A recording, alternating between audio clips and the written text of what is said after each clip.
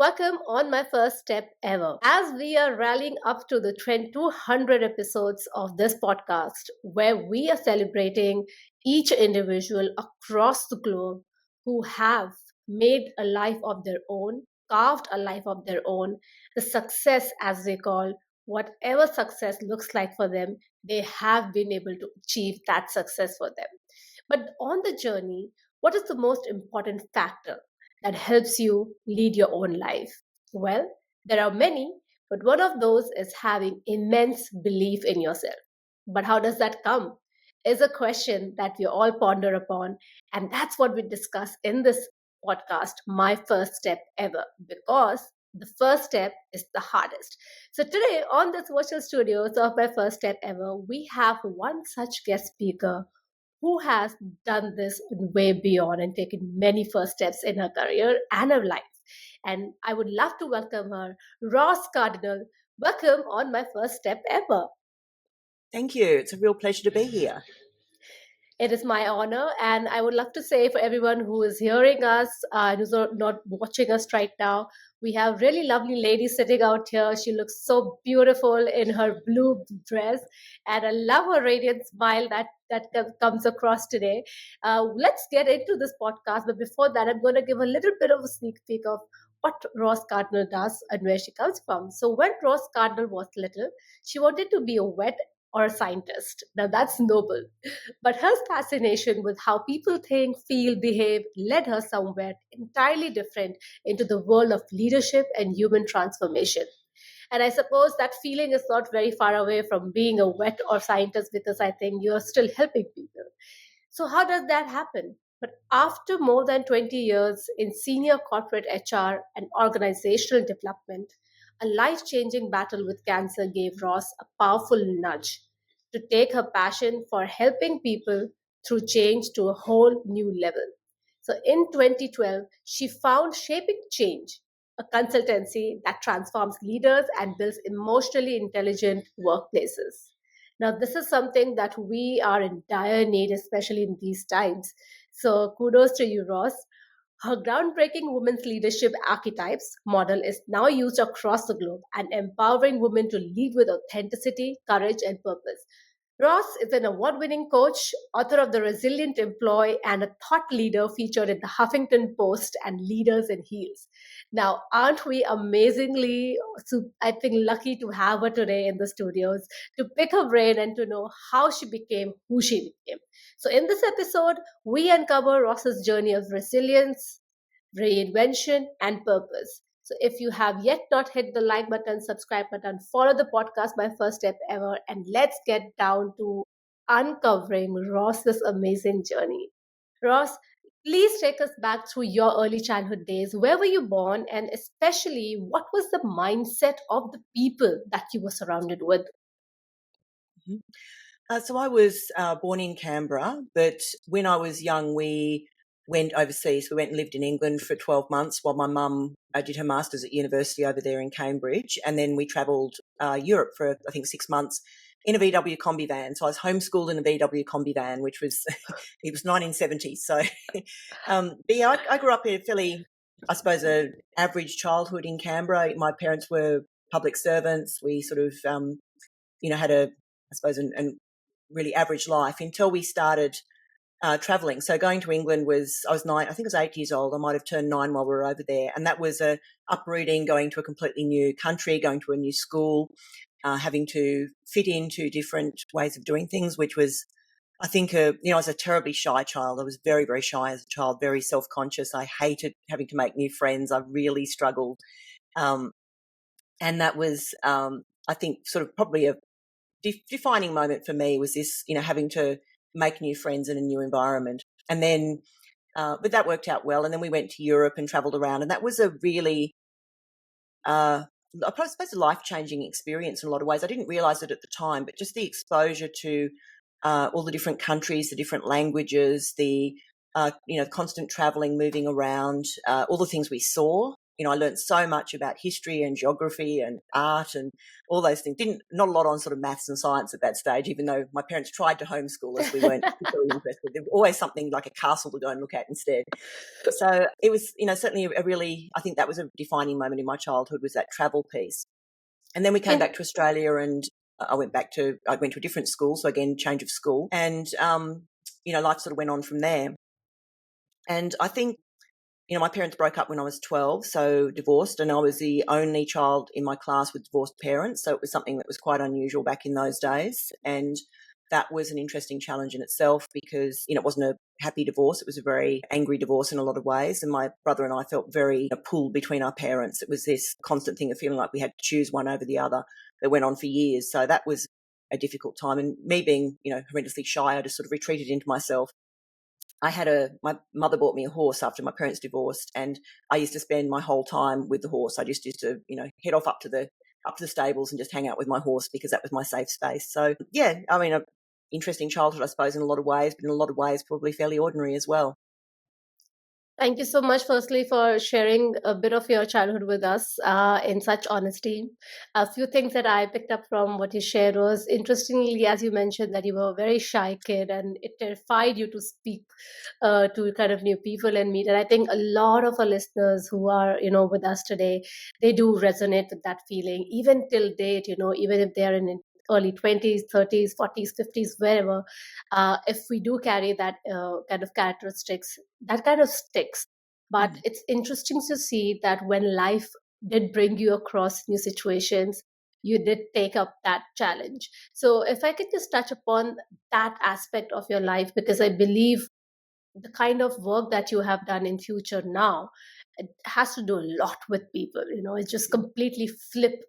So at that point in time, at the very beginning, when you were forced to be something that who you are not, just rise up to the situation, how did you really begin with that?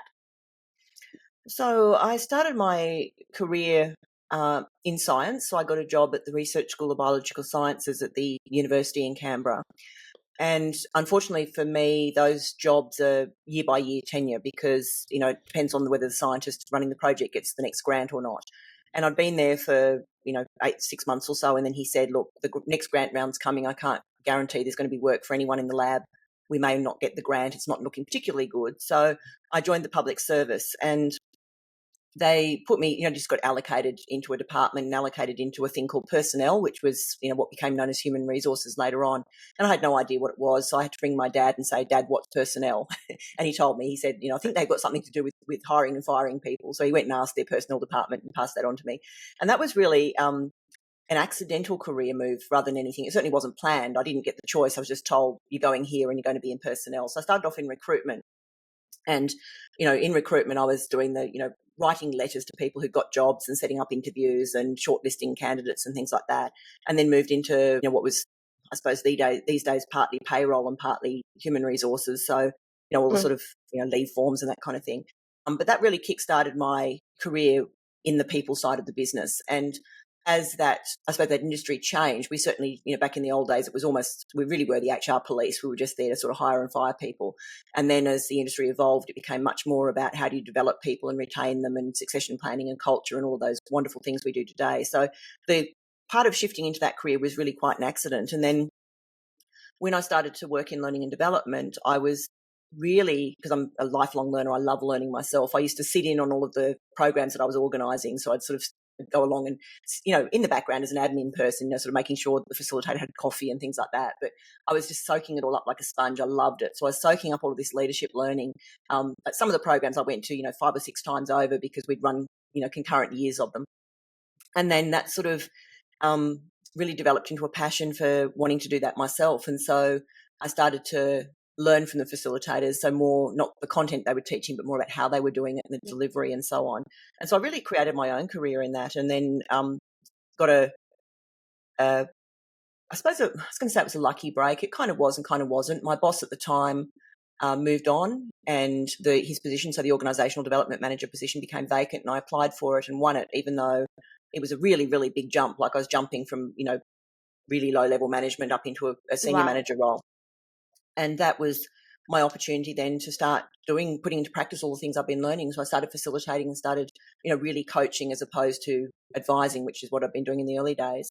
And the rest is history, really. So my career's been a succession of happy accidents, I suppose. It just sounds more like that to me, when the universe has kind of, come together to make things work for you. I want to kind of go a little, kind of rewind a little in your story so far, and wanted to kind of touch upon a few things that you mentioned.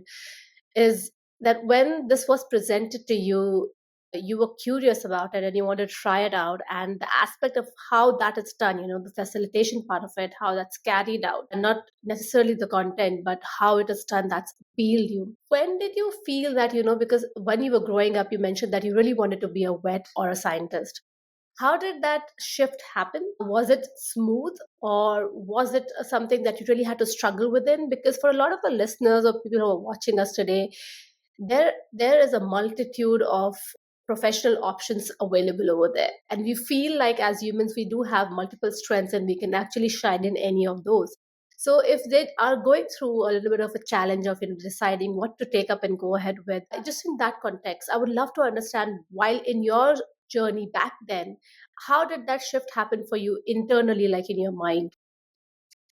I think, look, fairly early on I wanted to be a vet originally, and when I sat my exams at the end of year 12, I missed out on vet science by 1 point, which was devastating. At that stage, it was harder to get into vet science than it was to become a doctor. Mhm. And missing out was devastating. So the next best thing for me, like I said, was going to work at the university as, work for a scientist. And the science thing was always a passion of mine, but that real shift when the scientists said to us, look, we may not get funding, it doesn't look likely. I needed to work at that stage. It was something where, it wasn't really an option. And I think back then I was a lot more risk averse than I am now. I needed security. I needed that secure salary. And so for me, shifting into the public service was a no-brainer because it was a secure salary. Back in those days, if you got a public service job, you could expect to be a public servant for the rest of your life. And I chose the safe option. It worked out well in the end, but I certainly chose the safe option. Me today would have stayed in science. It would have been, I'm going to hang around and see what happens. And if this doesn't work out and we don't get a grant, I'll apply for another job and get something else somewhere, somewhere else in science. So that part of it was probably driven by, fear of something going wrong, fear of not having a secure salary. But the shift when I started working in the people side of it was, understanding people is a science in itself, understanding how people work. And, Yes. more recently, it might have been my COVID project, I got a diploma in neuroscience.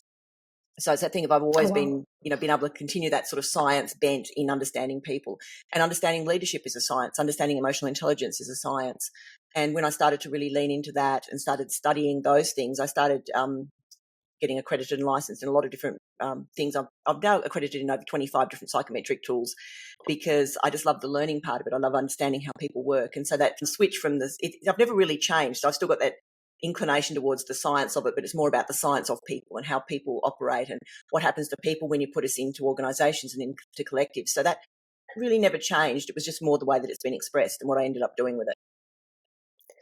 This is exciting that you've shared your journey of how things really shifted with you in terms of your profession, because I think it is so important to understand, even in these days, that if you really like something and if you're really after that, and if it doesn't go the way that you want it, it doesn't mean that you completely give up on that. And that's what we see in what you just shared with us, Ross, that you did not give up the idea of being a scientist, or understanding science in that way. You just redirected your path to the best of your abilities, what you then found to be something that really resonated with you. And till date, as you mentioned, you keep learning, you kept updating yourself in the field that you've always loved. And I think that's where, and that's how somewhere a person feels content and satisfied and fulfilled, that you don't leave things just because it doesn't go the way that you want, but you find ways to still have it in your profession or in your life, which is interesting. And I'm glad that we did ponder upon that question. Now, moving forward a bit in your career, as you started your leadership journey, organizational kind of journey where you were leading it, before that I wanted to just pick or your brain was just one more question in your early childhood, and then I would love to move ahead with that. While we are in a teenage, and especially with your journey, you have gone through a very challenging time while growing up with the personal scenario that you had. And in that era, in our teenage, we are so fragile. We are sometimes we become rebel, and we do tend to do things that we kind of regret later on, or we learn from. Is that something that you were kind of experiencing in those years while growing up, that either helped shape you who you are in a stronger way, or it helped you shaped in a way that you learned from that particular mistake? Is there something that you would love to kind of share with our young listeners today? I didn't have any teenage crises, so to speak, but I was very involved with horses, like I mentioned, and I used to go to shows. We used to go to events, pony club, that sort of thing. So I became very Oh, lovely. resourceful because my parents, going through the divorce, they were very absorbed in what was going on for them. So I didn't have that parental support. So certainly some of my friends who had horses had parents who would, buy a horse float and they'd drive, buy a four-wheel drive, and they'd, drive their kids anywhere they wanted to go and sit on the sidelines and cheer them on and all that sort of thing. And I didn't have that. So I had to, become really resourceful to do those sorts of things. So I had to, work out how I was going to, like way back before I was legally allowed to have a job, I used to work for the farmer where my horse was registered. So I used to take the sheep out for him because we were going through a terrible drought in Canberra. And a friend of mine and I with horses used to take the sheep and the cattle out on what's called the long paddock, which is basically just out of the farm and onto the roadsides, basically. And so we were like, 13 years old, responsible for like 100 head of cattle Wow. on the side of the road. What are you saying? In the back of the suburbs in Canberra, and we had this, they stampeded once and stampeded right through this beautiful, beautiful garden, and the owner was so angry.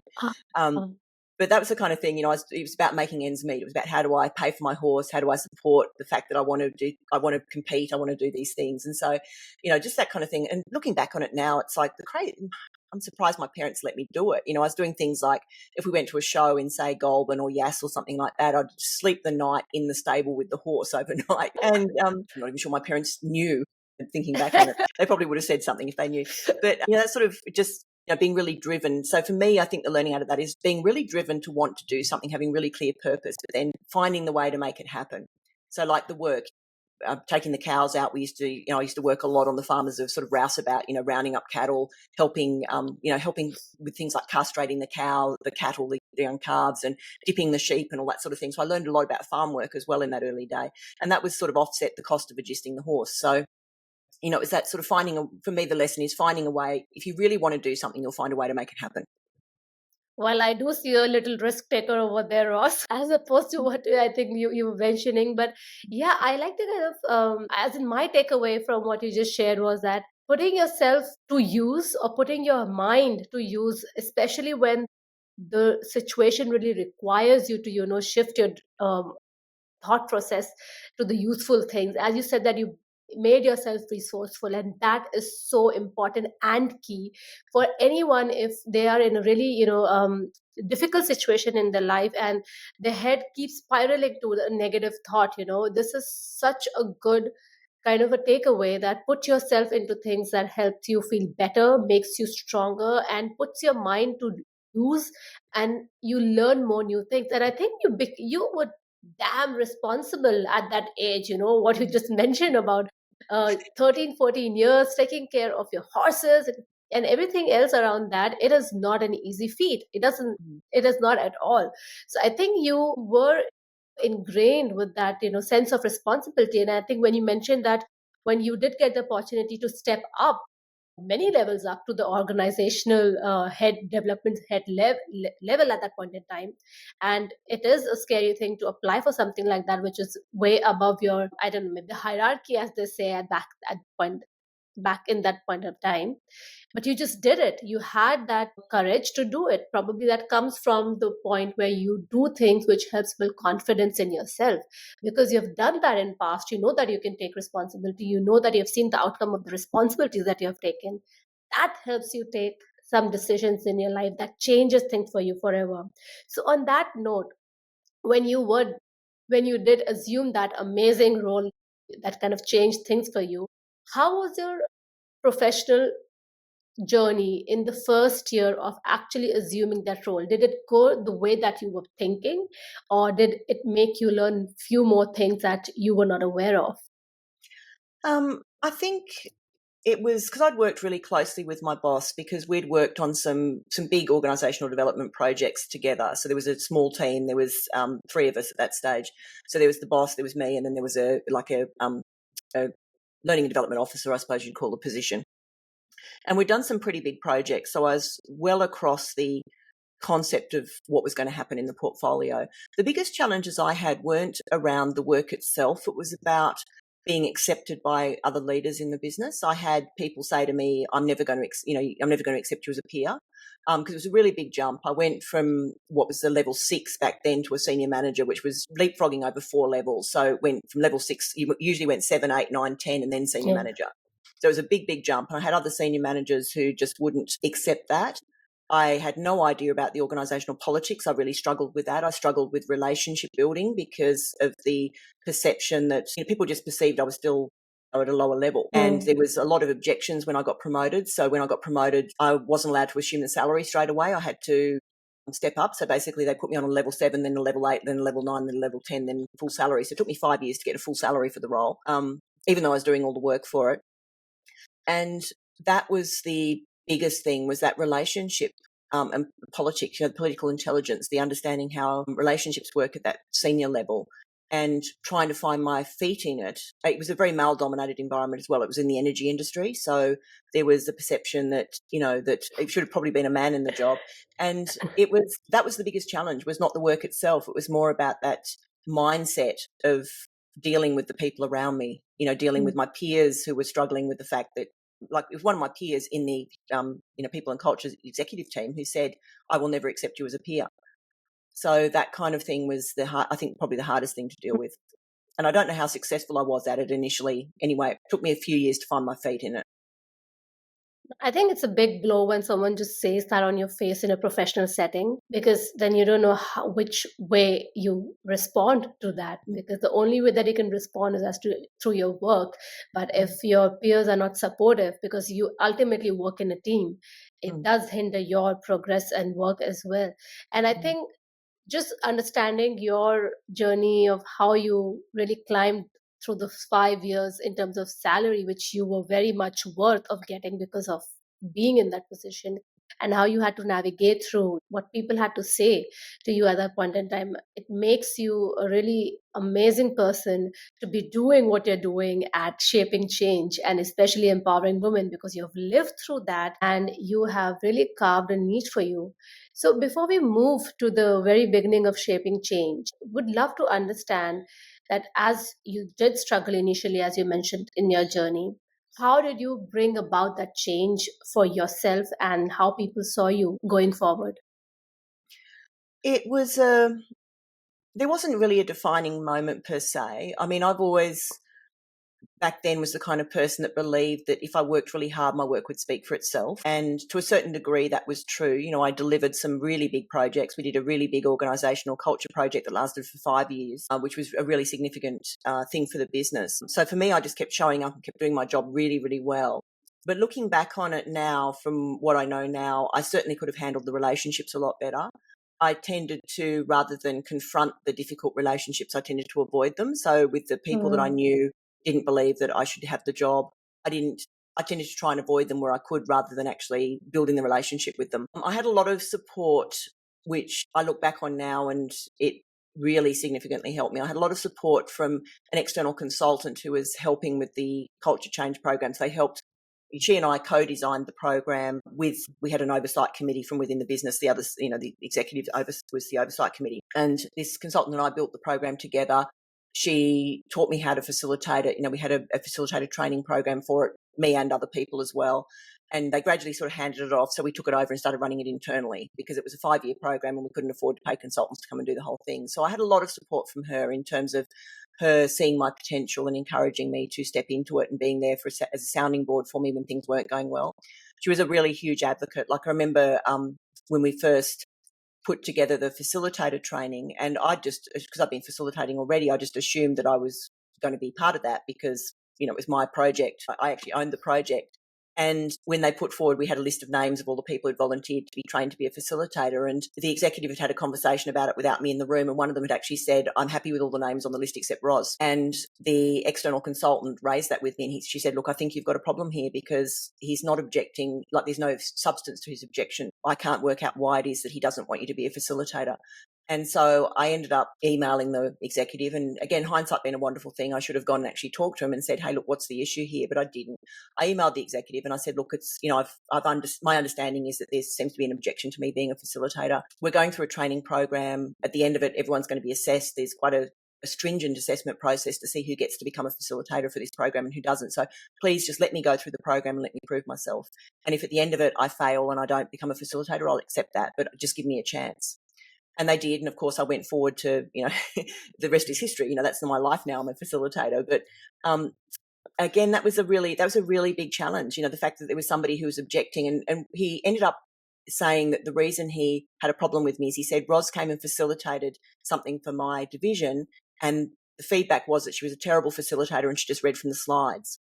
And luckily I was able to counter that because I hadn't used slides at the time. The session I did for his people didn't have slides at all. I'd drawn a whiteboard. So I was able to go back and say, look, I think there's been a misunderstanding. Maybe they're thinking about somebody else or there's been something, but I didn't actually use slides in that session. So that sort of almost vindicated it, I guess. But it was just, again, sort of comes back to this whole piece around relationship building that I just didn't understand well enough back then.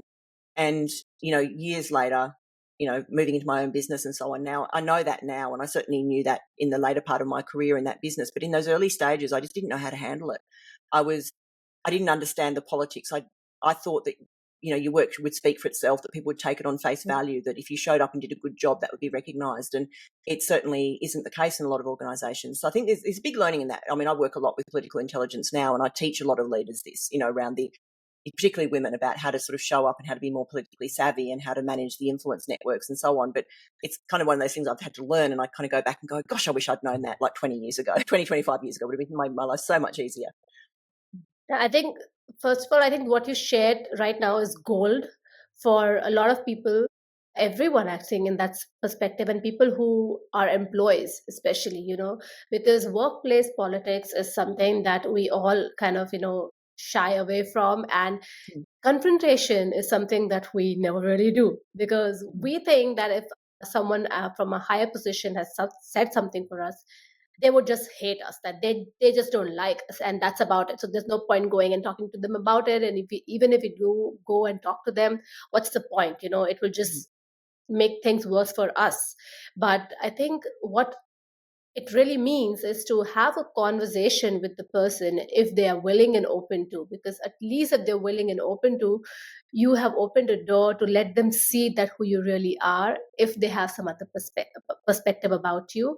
And you can also peep into their mind, that do they really have some valid reasons to say the things that they're saying for you. So thank you so much, Ross, for sharing that incident in such details, because detail is where the crack, the magic lies, I feel, because we never really get to hear, what went wrong and how people made it work for them. And you're very right that, initially we are all kind of learning from our own mistakes. And now that you have done that for so many years, and you just earned that your facilitator position to begin with, and now you are kind of acing it, you're an expert, and you're helping many women out there globally to talk about how they can position themselves in organizations, and also kind of help them with political intelligence. And I think this is something which is the most important bit, especially for women in any field, I feel, because even till date, that still I feel, in my experience, that there is a bit of male dominance, although it's kind of, things are shaking up a little bit. So going forward from that, you had a really good successful run, 20 years run in corporate HR on organizational development, and then you hit a major personal roadblock. Is there something that you would like to share about that with us, because I think that's what gave you a nudge to change things for yourself? Mm. So that was 2010, and I was diagnosed with breast cancer. And it was, whenever you are faced with something like that, faced with your own mortality, because one of the things about a diagnosis is that when a doctor says to you, you've got cancer, the first thing that comes to mind is that you're going to die.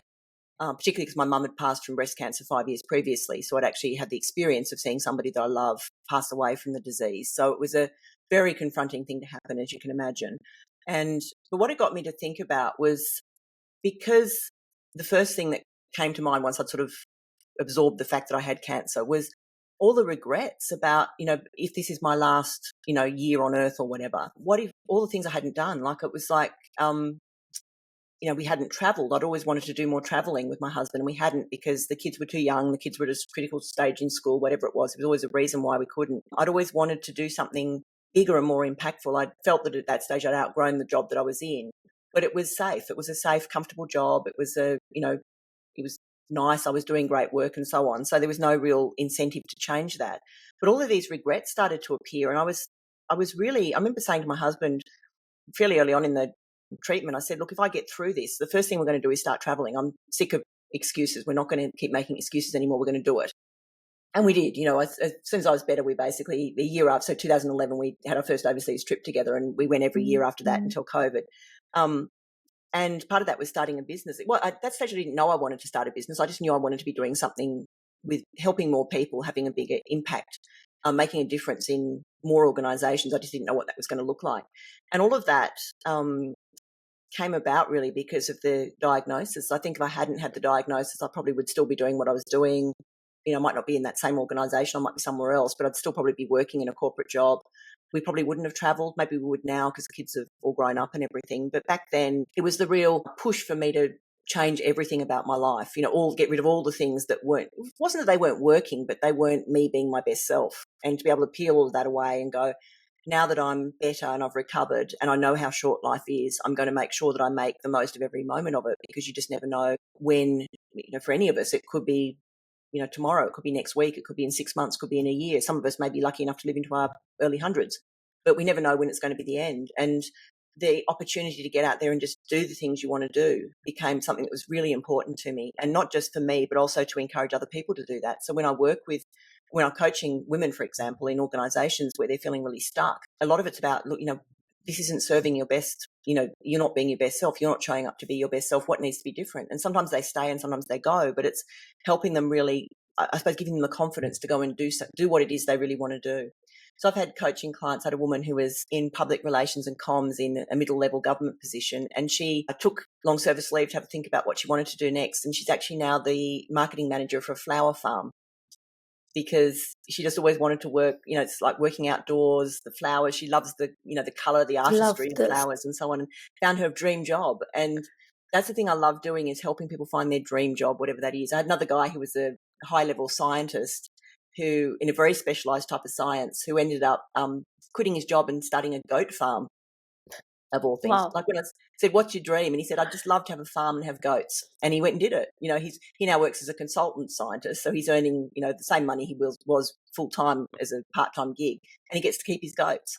So sometimes people have these really radical career shifts, but it's all about doing what makes you happy, because life is just way too short. Absolutely. And wow, that must have been an experience for you. I think when we hear all these things in hindsight, it just sounds like an easy breezy journey, that something happened in your life, there was a roadblock, you realized something, and then you picked yourself up. But as easy as it sounds while we speak, it must have been the most challenging period of your life. If I'm not wrong, you can correct me over there. And when you did pick yourself up from there, how was as I say, the 2.0 version of Ross from there? What changes did you find in yourself in terms of your mindset? If you can share that with us, and how did shaping change really start building behind the scenes? So the real mindset shift was that piece around, we've got to do the things we love, and we've got to do them a lot earlier than we think we can, to stop putting things off because it's not the right time. So that was the big mindset shift for me. The other Mhm. thing about it was I became a lot braver, a lot more courageous, because a lot of my early life, like I said, I made some decisions around fear, like stepping out of Mhm. science and into the public service was a fear-driven decision. The courage thing around, when I've worked out I wanted to start my own business, it's starting your own business is really scary. You're stepping out into the unknown. You've got no idea where this is going to go or what's going to happen. You're leaving a secure salary. I was leaving a company that had unlimited sick leave, and unlimited sick leave was a godsend when I had cancer because I didn't have to worry about running out of leave and ending up not being paid. I was leaving a defined benefits scheme in superannuation. Now, what that means for listeners who don't have those in their areas is defined benefits means that when you retire, regardless of the contributions you'd made to your superannuation, your pension was based on the average salary in the final 3 years of your work, which meant that you could have been a very low-level person for your entire working career and contributed low levels of money. And then say you got a big promotion 3 years before you leave work, then your pension is based on your cash lump sum that you get. You can get a lump sum or a pension is based on those final, the average salary over the final 3 years of working. So it's a very, very generous scheme, and they stopped it. It was one of those things that the government realised was a really, really bad idea and stopped offering it, but I was still in it from years ago. So that was a really big thing too. You know, I was giving up this enormous retirement benefit that I could have got. So it was a huge thing to consider. But for me, it was I'd had to do it. I was almost driven to I've got to do all the things I really want to do regardless of the cost or the perceived cost. So I became a lot more courageous. I became a lot more big picture thinking. Like previously, my big picture thinking had been confined within the walls of an organisational structure. So it was wanting to maybe do a big program like the culture change program or something else big, but only within the constraints of the walls of that business. Whereas now I was sort of free to go big picture. It could be anything. You know, the work that I do now is global work. I would never have dreamed of doing global work back then. So my mindset, it became really expansive. I think that's the best word for it, really expansive. There were so many opportunities, so many things I could do. It was almost stepping into something that was completely unlimited, just, limited only by the imagination that I could put into it. And that was incredibly freeing to drop all of the constraints and the shackles and the closed mindset around what I could and couldn't do and just go, you know what, I'm just going to go out and do all the things I want to do and it's going to be amazing. And it was, I haven't looked back. That's exciting. That's very, very exciting to know how things shaped in your next career journey, as you mentioned, and with shaping change. So, as you go forward, you have this groundbreaking women's leadership archetypes model that you kind of talk about. I would love to touch upon that for our audiences today who is listening to us. That was a research project. Again, this is a scientist in me coming out. It was early on in the business, about 2016. So I'd been in business, 4 years at that stage. And I was starting to see women clients. And again, this sort of idea of women wanting to go and do something else, whatever that something else looked like. But for most of them, it was about them realising or experiencing that the organisation wasn't giving them what they needed to be fulfilled. So they were getting to a level maybe below the executive team and looking at it and going, my next move, my next promotion would be to that level, but I'm looking at it and I don't want that because I don't want the long hours, the expectations, the behaviours, the things that go with that because I've got a family. A lot of them had young families and I'm having to choose between my family and my career. And I don't want to do that. I want to go and find something else, whatever that something else is. And that flower farm client that I talked about was one of those.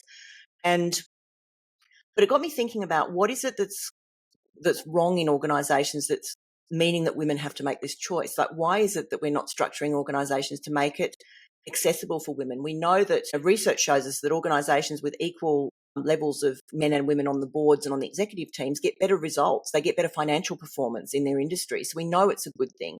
But yet we still see so many organisations with maybe a token woman on the exec, or a token woman or two on the board. We're not seeing that any real move towards creating equality for women. So really what I started doing was I started reaching out to women on LinkedIn that I knew and saying, look, I'd really love to talk about women's leadership with you. I just want to pick your brain about what does it feel like? What's it like? What are the barriers? What's getting in your way? What would the perfect world look like? And I had 538 women from around the world in those first 2 years that I interviewed, ran focus groups, ran surveys with them. They were a fantastic group. I mean, they were all so giving of their time. And I spoke to women who were in very senior roles globally. I spoke to women who had their own businesses. I spoke to women who were working locally, in not-for-profits, in charities, in government and so on. So it was a very broad representation. But from all of them came this sense that when women lead naturally rather than fitting into the system that's been provided for us, it's a very different sort of leadership. And that got me very curious about what does it look like if we remove the hierarchy or remove the structure and go, if we just let women do what women do, what does that look like? And so the model came out of that piece of work. And then since then, we released an assessment tool in 2018. And since then, we've had over 10,000 women take the assessment in 98 countries, which is phenomenal. So that's amazing. Yeah, really working for women. And one of the things I'm finding with clients is that when they they understand the model and go, it's a big breakthrough for them, because what's happening and why this system's repelling them is that they're feeling like they have to be something they're not in order to be successful. If I want to be a senior leader, I need to take on these characteristics, and I don't want to do that. Or they do try it and it doesn't work. So, that was certainly happened for me. I remember being told a few times in my career, that I was too bossy, too, unapproachable, too pushy, too aggressive. Or women get told that they're not assertive enough, they don't speak up enough. So they never really find that sweet spot where they're doing everything just right. It's always too much or not enough of. And when women discovered that they could actually do this in their own way and be really successful without having to change everything about them to fit the leadership mold, I was finding women who were wanting to leave suddenly saying, I've fallen back in love with my job all over again. I'm now at the executive table and I'm doing it my way. I'm going home to see the kids. I'm not doing 80 hours a week. I've got boundaries around my life, and I'm still able to do the job really well and be really successful because I haven't bought into the idea that I need to change everything about myself if I want to be an executive. And so that, I think, has been the lovely thing about the model, is women being able to discover they can be their true selves. They can lead the way that women are intended to lead, and it works, because we do need both voices at the table. It's not an either or. It's not a women versus men. It's like we make the best decisions in organisations when we have both, when we have the male voice of leadership and the female voice of leadership. And in so many organisations, that female voice is missing, because even when there is a woman there, she adopts the male voice in order to be accepted. And that's the bit that's not working. That makes so much sense, and that is so true. While you were sharing that, all those details and what you really understood out of those conversations that you had, this is something that we get to hear all the time. And I think a lot of people who are listening to us today, especially women, can relate with what you just mentioned. And also men who are listening to us, they can see where if they can make some difference, which will be beneficial for the women in their team, to help them a lot better, kind of, take the team forward and help ultimately reach the goal that everyone is collectively working towards. So thank you so much, Ross. I think I have so many questions to pick your brain for, because not just on your personal front, as a person that you are, and kind of resilience that you show, also on your professional front, and especially being the award-winning coach that you are. It's a pleasure to be talking to you. Before we kind of say bye to you on the podcast today, we've had an amazing journey chatting with you, so much to get to know you. I believe you have had n number of experiences, because you're a coach and you obviously have your own business, and you come across with a lot of people that you've really helped shape their career in a way that they would want to. Has there ever been any standout experience that perhaps may have changed your thinking and added a feather to your hat as well, and made things a bit different for you going forward in your business? Has something, any interaction that made you even more perspective towards your journey? Look, I think for me, having cancer also changed the way that I looked at leadership as well. That was when I realised that leadership wasn't working for me either. The hours, the intensity, the travel, all of those sorts of things were adding up to something that, I'd ended up in a career that I didn't even want. I'd love the work, but the way that it was structured. I remember coming back from a work trip, and my kids were teenagers at the time, and my daughter looked at my son and said, "Who's this woman, and why does she seem to think that she lives here?" And it was like it broke my heart. But that was this thing is again, these expectations. And so for me, that was the really big perspective shift for me, was looking at it and going, after cancer, I sort of looked at it and went, why did I do that to myself? The doctor had said to me because one of the things you always ask a doctor during a cancer thing is like, did I cause this? What did I do wrong? And he said, based on all of the things that we know about, the fact that you've kept a healthy weight, all the things, he said there was no risk factors other than the fact that your mother had had cancer. But he said sometimes it just happens to people. But he did say that stress can have an impact. And I was looking at, I was so stressed in that period. I don't know, we'll never know whether or not stress actually caused it. But for me, it was that I really needed to just reframe everything that I was doing. I needed to wind the stress back. I needed to create a life that I wanted to live. And that was part of the business as well, is getting out of the corporate structure and living a life I want to live, where I have every Thursday off because I look after my 2.5-year-old twin grandsons. So I've got my grandma day is Thursday, which is so, the fact that I can do that, I've got the flexibility to go, I'm just going to stop working on Thursdays. I just blocked it out of my calendar, and that was it. I didn't have to talk to anyone about it. I just did it. And so for me, the real shift was understanding that the way that I was doing things just wasn't working, and then the opportunity to figure out what it was I wanted to do differently and do that. And that's the bit that I love helping people with, is when they come to me and they say it's not working, whatever it is about their work life just isn't working anymore, and helping them figure out what it looks like going forward, whether it's staying and putting really good boundaries in place, whether it's shifting the way they lead, whether it's changing the way that they work inside the organisation, or whether it's leaving and going and doing something completely different. It's that, helping people move out of something that's not working, because so many people are trapped in that. So many people are trapped in systems and jobs and things that just aren't ideal for them. My daughter quit her job just recently because it wasn't working for her. She's, part-time, she's an engineer, and she's taking some time off, and she's got another job lined up to go to after Christmas. But she's moving to an organisation that's going to give her the flexibility that she needs to be a mum. They value engineers and they need them. And so they've said, look, come and work for us, and whatever it is that you need, we'll make that work for you. Tell us how many hours you want to work, we'll make that work.